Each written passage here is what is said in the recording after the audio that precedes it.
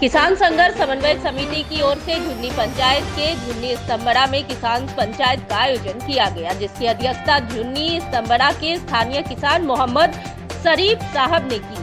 साथ ही मंच संचालन किसान संघर्ष समन्वय समिति के संयोजक नियाज अहमद ने की। मौके पर बड़ी संख्या में किसान शामिल थे। देखिए आवाज 24 न्यूज के लिए राजन यादव की यह रिपोर्ट।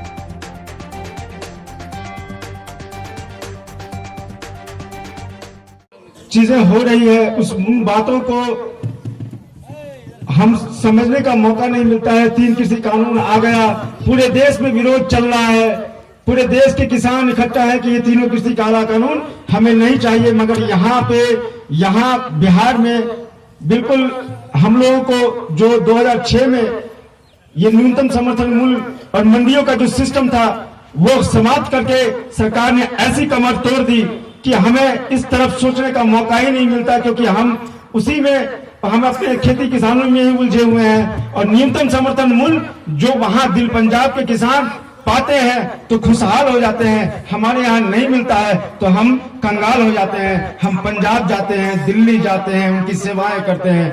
इस बार हम पीछे नहीं हटेंगे, इस बार हम डटे रहेंगे और इसी के लिए हम जन जन तक जा रहे हैं, हर गांव और पंचायत में जा रहे हैं इस बात को कहने के लिए। और ऐसी सभाएं हो रही है ताकि वहां के किसान जागरूक हो जाए।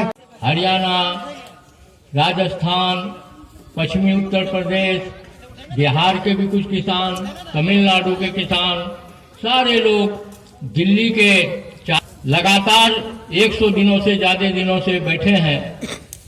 जब वो किसान अपनी मांगों को लेकर के ये बहरा सरकार, केंद्र की सरकार, नरेंद्र मोदी की सरकार, उसको सुनाने के लिए अपना दुखड़ा किसान अपने गांव से चलकर दिल्ली के जंतर मंतर मैदान में आ रहे थे, तो रास्ते में ही उनको ये दिल्ली सरकार रोका। कीमत, वाजिब कीमत जब आपको मिल जाएगा तो आपका चेहरा जो ये है ना, खाना पीना रहन सहन बदल जाए।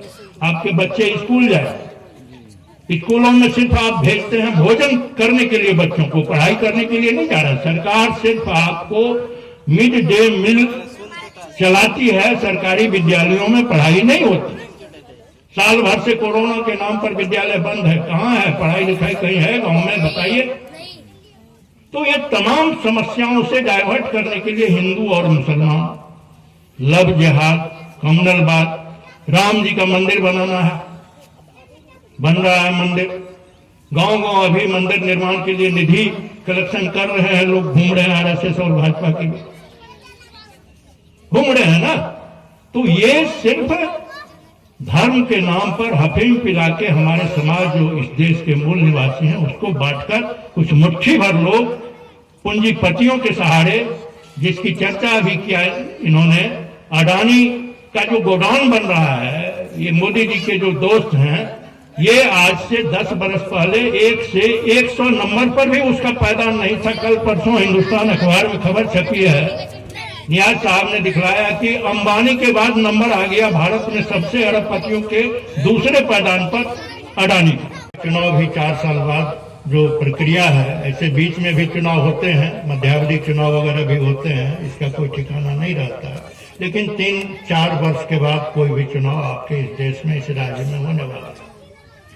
और वोट देने का काम हम लोग लगातार आजादी के बाद से, बुजुर्ग लोग भी देखे होंगे, उस काल में 1952 में पहले लोकसभा बनी, लोगों ने वोट दिया, सरकार बनी, अंग्रेज भारत छोड़ के गए, उसे भगाने के आंदोलन में सभी जाति धर्म के लोग लंबे समय से आंदोलनरत थे इस देश में, चाहे हिंदू हो, मुसलमान हो, तमाम वर्ग के लोग एक विदेशी के शासन से निकलने के लिए प्रयासरत थे और अंततः उसको भारत छोड़ के जाना पड़ा और इस देश के 2 टुकड़े करके हो गए।